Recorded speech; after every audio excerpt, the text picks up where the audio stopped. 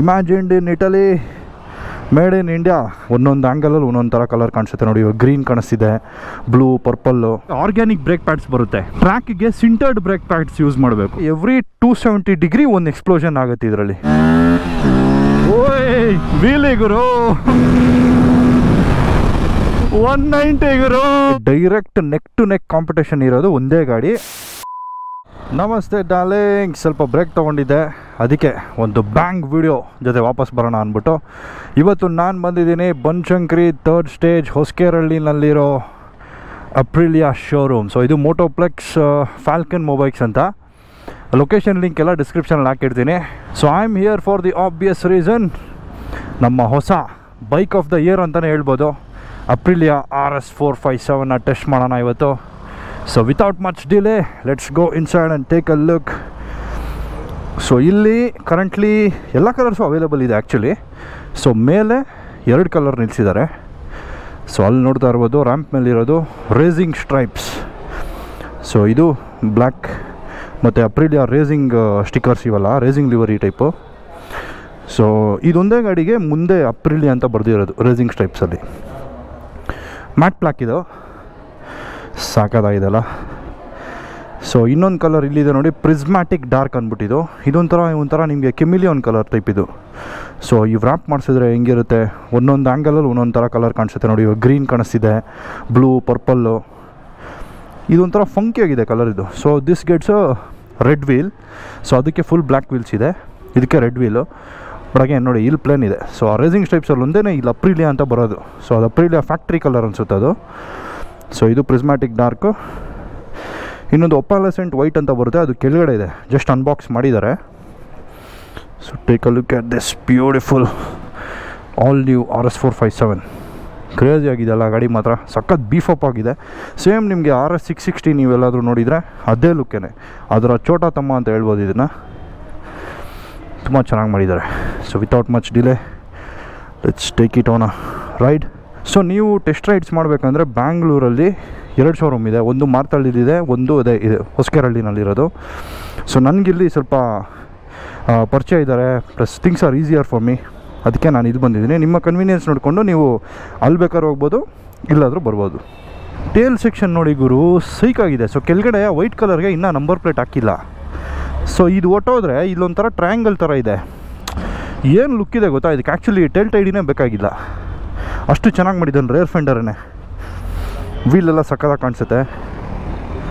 So ಬಿಸ್ಲಲ್ಲಿ ನೋಡಿ ಇದ್ರ ಲುಕ್ ಹೆಂಗಿದೆ, ಕೆಮಿಲಿಯಾನ್ ಕಲರ್ ಟೈಪ್ ಇದು. ಇದು ಸೂಪರ್ ಕಲರ್ ಗುರು. ಬನ್ನಿ ಹೋಗೋಣ. ನಾನಂತೂ ತುಂಬ ಎಕ್ಸೈಟೆಡ್ ಆಗಿದ್ದೀನಿ ಈ ಗಾಡಿ ಬಗ್ಗೆ.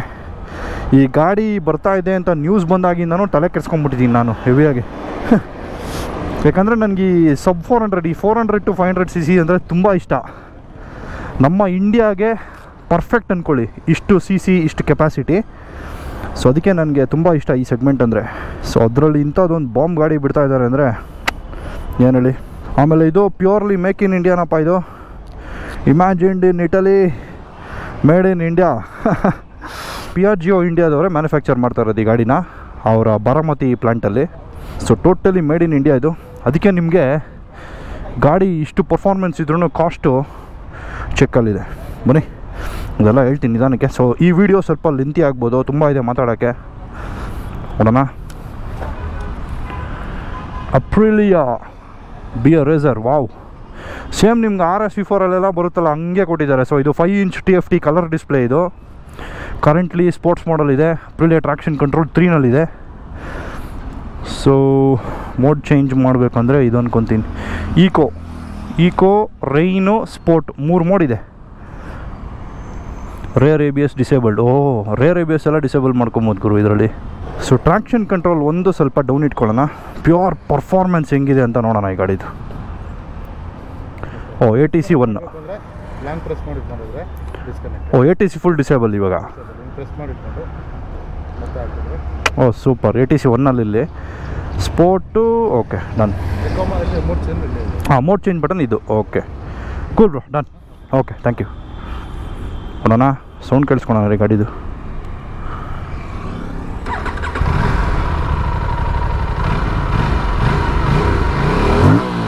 ಓ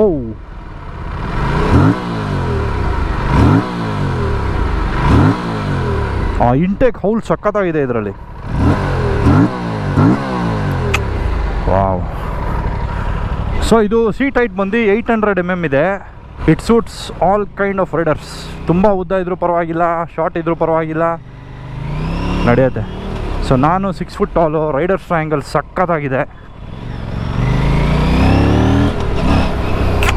ಓಹೋ, ಇಂಜಿನ್ ಗ್ರಂಟು ಕ್ರೇಜಿ ಆಗಿದೆ ಮಾತ್ರ.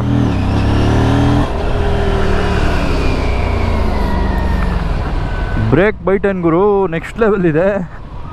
ರೈಡರ್ಸ್ ಟ್ರಯಾಂಗಲ್ ಸಖತ್ತಾಗಿದೆ ಇದರಲ್ಲಿ. ಸೊ ಒಂಥರ ನಿಮ್ಗೆ ಆ ಸ್ಪೋರ್ಟಿ ಇದರಲ್ಲಿ ಬಿಡುತ್ತೆ. R3ಗಿನ ಒಂಚೂರು ಸ್ಪೋರ್ಟಿನೆಸ್ ಇದೆ ಇದರಲ್ಲಿ. R3 ಫುಲ್ ರಿಲ್ಯಾಕ್ಸ್ ಆಗೋಯ್ತು. ಸೊ ಇದು ಒಂಚೂರು ಫಾರ್ವರ್ಡ್ ಪೋಸ್ಚರ್ ಇದೆ, ನಿಮ್ಮನ್ನ ಸ್ವಲ್ಪ ಪಾಯಿಂಟಿಯಾಗಿಡುತ್ತೆ. But again very very comfortable. ಆರಾಮಾಗಿ ನೀವು ಇದರಲ್ಲಿ ಟೂರಿಂಗ್ ಮಾಡ್ಬೋದು. So this is actually a sports tourer only. So ಇದರದ್ದು ಮೈನ್ ಆಟ ಇರೋದೇ ಹೈ ರೇವ್ಸಲ್ಲಿ. So if you don't know, this bike has a 270 degree crank inline two 270 degree crank. ಏನಂದರೆ ಇವಾಗ ನೀವು R3 ತೊಗೊಂಡ್ರೆ ಅದರಲ್ಲಿ 180 ಡಿಗ್ರಿ ಕ್ರ್ಯಾಂಕ್ ಇರೋದು. ಇದು 270. ನಾನು ಹೇಳ್ತೀನಿ, ಅಲ್ಲಿ ನಿಲ್ಲಿಸಿದಾಗ ಹೇಳ್ತೀನಿ. So it makes about 47.6 horse power, 43.5 Nm torque. Torque ನೋಡಿ ಎಷ್ಟು ಜಾಸ್ತಿ ಇದೆ ಇದು. ಏನಕ್ಕೆ ಅಂದರೆ ದೊಡ್ಡ ದೊಡ್ಡ ಸಿಲಿಂಡರ್ಸು, 457cc ಅಲ್ವಾ ಇದು. ಅದಕ್ಕೆ ನಿಮಗೆ 2 ಸಿಲಿಂಡರ್ಸ್ ಆದ್ರೂ ಎಕ್ಸ್ಪ್ಲೋಷನ್ ದೊಡ್ಡದಾಗಿರುತ್ತೆ. ಟಾರ್ಕ್ ಸಾಕಾದಾಗ ಸಿಗುತ್ತೆ ಈ ಗಾಡೀಲಿ. ಲೋ ರೇವ್ಸಲ್ಲೂ ಒಳ್ಳೆ ಪವರ್ ಇದೆ, ಎಲ್ಲೂ ಏನು ಲ್ಯಾಗೇ ಆಗ್ತಾಯಿಲ್ಲ. Gear box, clutch super smooth. Brakes ಇದರಲ್ಲಿರೋದು 320 mm disc, by Brembo 4 piston caliper.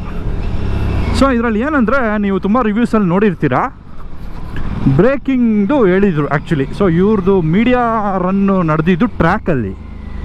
So ಈ ಗಾಡೀಲಿ ಏನಂದರೆ ನಿಮಗೆ ಆರ್ಗ್ಯಾನಿಕ್ ಬ್ರೇಕ್ ಪ್ಯಾಡ್ಸ್ ಬರುತ್ತೆ. ಆರ್ಗ್ಯಾನಿಕ್ ಬ್ರೇಕ್ ಪ್ಯಾಡ್ಸ್ನ ನೀವು ಟ್ರ್ಯಾಕಲ್ಲಿ ಯೂಸ್ ಮಾಡೋದು ಅಷ್ಟೊಂದು ಸೂಟಬಲ್ ಆಗಲ್ಲ. ಟ್ರ್ಯಾಕಿಗೆ ಸಿಂಟರ್ಡ್ ಬ್ರೇಕ್ ಪ್ಯಾಡ್ಸ್ ಯೂಸ್ ಮಾಡಬೇಕು. ಸೊ ಮೋಸ್ಟ್ಲಿ ಅದಕ್ಕೇ ಎಲ್ಲ ರಿವ್ಯೂವರ್ಸ್ಗೂ ಬ್ರೇಕಿಂಗ್ ಒಂದು ಸ್ವಲ್ಪ ಚಾಲೆಂಜ್ ಅನ್ನಿಸ್ತು over a period of time. ಏನಕ್ಕೆ ಅಂದರೆ ಬ್ರೇಕ್ ಹಿಡಿತಾ ಟ್ರ್ಯಾಕಲ್ಲಿ ಎಸ್ಪೆಷಲಿ ಓವರ್ ಹೀಟ್ ಆಗಿಬಿಡುತ್ತೆ ಕ್ಯಾಲಿಪರ್ಸ್ ಎಲ್ಲ. ಸೊ ನಿಮಗೆ ಅಲ್ಲಿ ಸಿಂಟರ್ಡ್ ಬ್ರೇಕ್ ಪ್ಯಾಡ್ಸೇ ಇರಬೇಕು, ಅಲ್ಲಿ ಆರ್ಗ್ಯಾನಿಕ್ ಬ್ರೇಕ್ ಪ್ಯಾಡ್ಸ್ ಇಟ್ಕೊಂಡ್ರೆ ಆಗಲ್ಲ. ಆರ್ಗ್ಯಾನಿಕ್ಕು ಸಿಂಟರ್ಡ್ಗೂ ತುಂಬ ಡಿಫ್ರೆನ್ಸ್ ಇದೆ, ಅದೆಲ್ಲ ನಾನು ಸಪ್ರೇಟಾಗಿ ಹೇಳ್ತೀನಿ. ಬಟ್ ಇನ್ನು ಜಸ್ಟ್ ಅದಕ್ಕೆ ನಿಮಗೆ ಎಲ್ಲ ರಿವ್ಯೂವರ್ಸು ಬ್ರೇಕ್ಸ್ ಬಗ್ಗೆ ಹೇಳಿದ್ದು. Because they rode this bike on a track, and for a track all you need is sintered brake pads.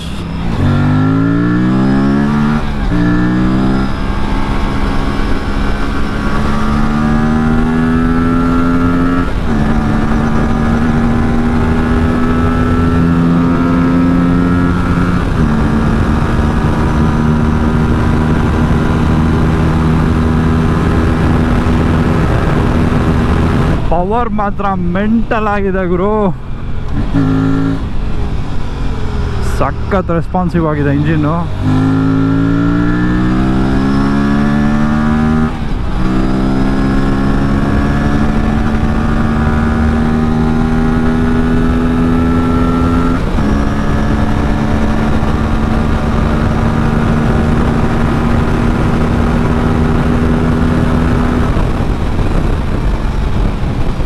ಏನು ಟಕ್ಕಂತ ಹೋಗ್ಬಿಟ್ಟು 160 ಕೂರತ್ತಲ್ಲಪ್ಪ ಗಾಡಿ ಇದು.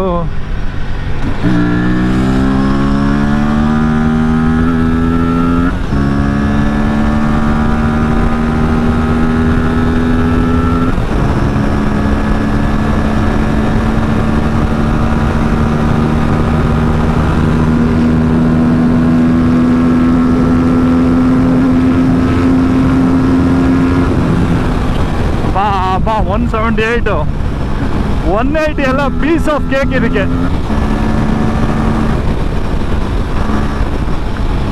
ಸ್ವಲ್ಪ ಗಾಡಿಗಳಿದ್ದಾವೆ, ಇಲ್ಲ ಅಂದರೆ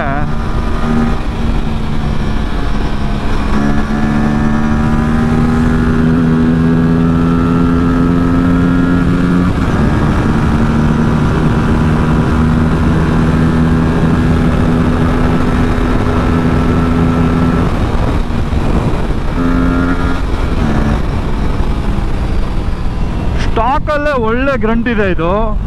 ಸೊ ಇದಕ್ಕೆ ಎಕ್ಸಾಸ್ಟ್ ಎಲ್ಲ ಹಾಕಿದ್ರೆ ಇನ್ನೂ ನೆಕ್ಸ್ಟ್ ಲೆವೆಲ್ ಸೌಂಡ್ ಇರುತ್ತೆ.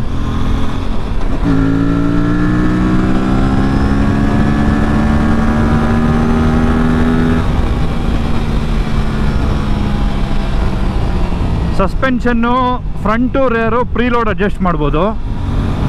41 mm ಅಪ್ಸೈಡ್ ಡೌನ್ ಫ್ರಂಟ್ ಇರೋದು. ಸೊ ಇದರ ಗ್ರೌಂಡ್ ಕ್ಲಿಯರೆನ್ಸು ಅಪ್ರಿಯಲಿಯಾದಲ್ಲಿ ಎಲ್ಲೂ ಮೆನ್ಷನ್ ಆಗಿಲ್ಲ, ಬಟ್ ಎಲ್ಲ ಒಂದು ಕಡೆ 150 mm ಅಂತ ನೋಡಿದೆ. More than sufficient 150 mm. ಈ ಟೈಪ್ ಗಾಡಿಗೆ ಅದು ತುಂಬ ಡೀಸೆಂಟು ಆ್ಯಕ್ಚುಲಿ.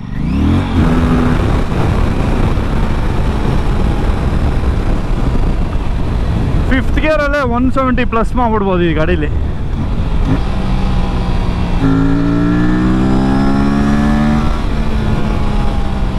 ಆ ಇಂಟೇಕ್ ಹೌಲ್ ಸಕ್ಕದಾಗಿ ಕೇಳಿಸುತ್ತೆ ಇದು.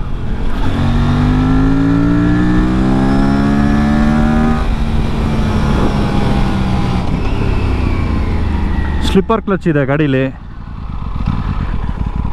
ಟೆನ್ಷನೇ ಇಲ್ಲ.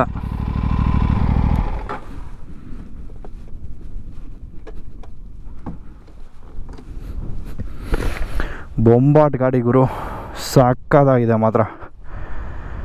ವಾವ್, ಇದಕ್ಕಿಂತ ಇನ್ನೊಂದು ಗಾಡಿ ಇಲ್ಲ ಅಂದ್ಕೊಂಬಿಡಿ ಸದ್ಯಕ್ಕೆ ಸಬ್ 500 ಕ್ಯಾಟಗರಿನಲ್ಲಿ. ಸೊ ಇದಕ್ಕೆ direct neck to neck competition ಇರೋದು ಒಂದೇ ಗಾಡಿ, ಅದು ಕವಾಸಾಕಿ ನಿಂಜಾ 400. ಬಟ್ ಇದರ ಎಕ್ಸ್ ಶೋರೂಮ್ ಪ್ರೈಸು 410 ಇದೆ. ಕವಾಸಾಕಿ ನಿಂಜಾ 500ದು 525 ಇದೆ.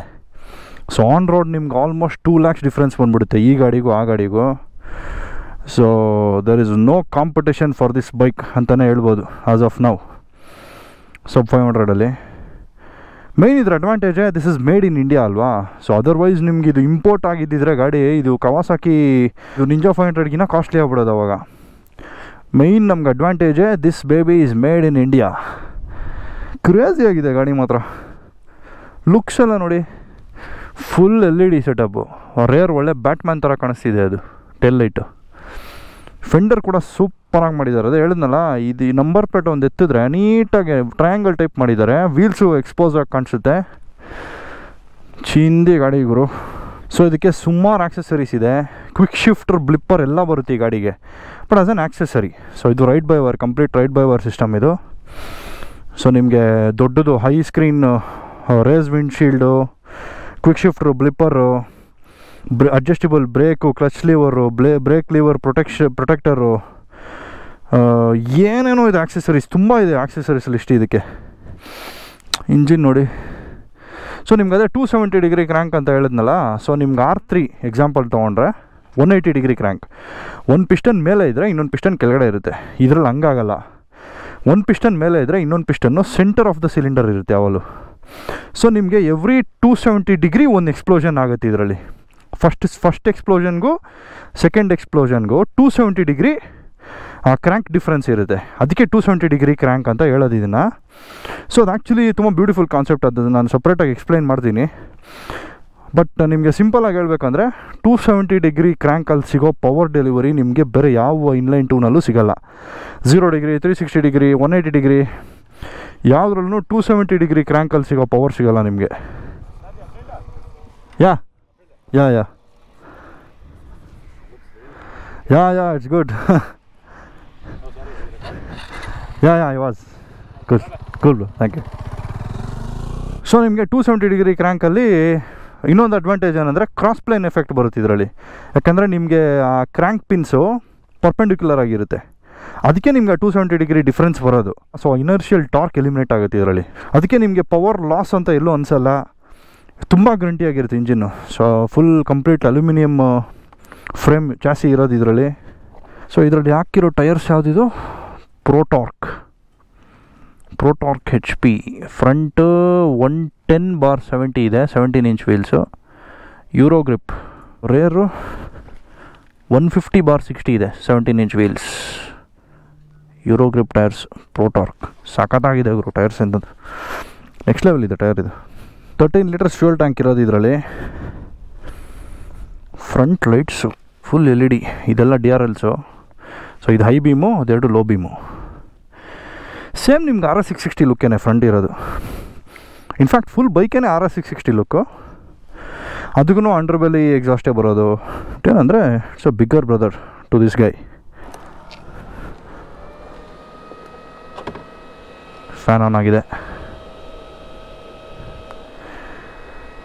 35 ಡಿಗ್ರೀಸ್ ಇದೆಯಾ ಗುರು ಆಚೆ. ಬಾ ಬಾ ಬಾ ಬಾ ಮಠ ಮಧ್ಯಾಹ್ನ ಬಂದಿದ್ದೀನಿ ನಾನಂತೂ.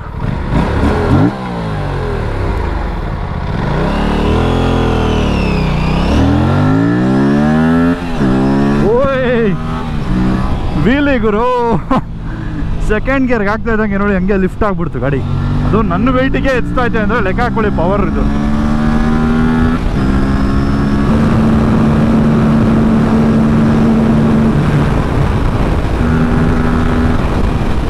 ನೋಡಿ ಸುಮ್ಮನೆ ಗ್ಯಾಪಲ್ಲೇ 160 170 ಹೋಗಿ ಕುತ್ಕೊಂಡ್ಬಿಡುತ್ತೆ ಗಾಡಿ ಇದು. ಅದೇ ಹೇಳೋದು power advantage, power torque. Main ನಿಮಗೆ ಟಾರ್ಕ್ ಇದ್ಬಿಟ್ರೆ ಆಕ್ಸಲರೇಷನ್ ಅಲ್ಲೇ ನೆಕ್ಸ್ಟ್ ಲೆವೆಲ್ ಹೊಟ್ಟೋಗ್ಬಿಡುತ್ತೆ. ಇನ್ನು ಕ್ವಿಕ್ ಶಿಫ್ಟ್ರು ಬ್ಲಿಪ್ಪರೆಲ್ಲ ಹಾಕಿದ್ರೆ ಇನ್ನು ನೆಕ್ಸ್ಟ್ ಲೆವೆಲ್ ಇರುತ್ತೆ ಅನ್ಕೊಂಬಿಡಿ ಗಾಡಿ.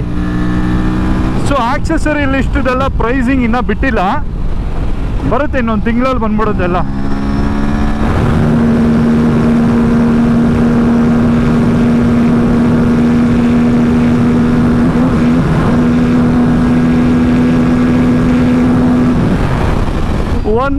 ಗುರು 191 ಅಂದರೆ ಅಲ್ಲಿ ಸ್ವಲ್ಪ ಡೌನ್ ಇದ್ದಿತ್ತು, ಅದನ್ನು ಅಡ್ವಾಂಟೇಜ್ ಆಗಿ ಯೂಸ್ ಮಾಡಿಕೊಂಡೆ ಅಷ್ಟೇ. ಬಟ್ 180 ಅಂತೂ ಕಣ್ಣು ಮುಚ್ಕೊಂಡು ಹೋಗುತ್ತೆ ಇದು ಸ್ಟ್ರೈಟಲ್ಲಿ. ಡೌನ್ ಹಿಲ್ 190 ಎಲ್ಲ ಹೊಡಿತೈತಲ್ಲ ಗುರು ಗಾಡಿ ಇದು ನನ್ನ ವೆಯ್ಟ್ಗೆ. ಸೊ ನಾನು 88 ಕಿಲೋಸ್ ಇದ್ದೀನಿ. ವಿತ್ ಆಲ್ ದೀಸ್ ಗೇರ್ಸು ಎಲ್ಲ ಲೆಕ್ಕ ಹಾಕಿದ್ರೆ ನಿಮಗೆ 95 ಕಿಲೋಸ್ ಅಂದ್ಕೊಳ್ಳಿ, 95 ಪ್ಲಸ್ಸು ಟೋಟಲ್ ಗಾಡಿ ವೆಯ್ಟು. ಆದ್ರೂ 190 ಎಲ್ಲ ಹೊಡಿತೈತಲ್ಲಪ್ಪ.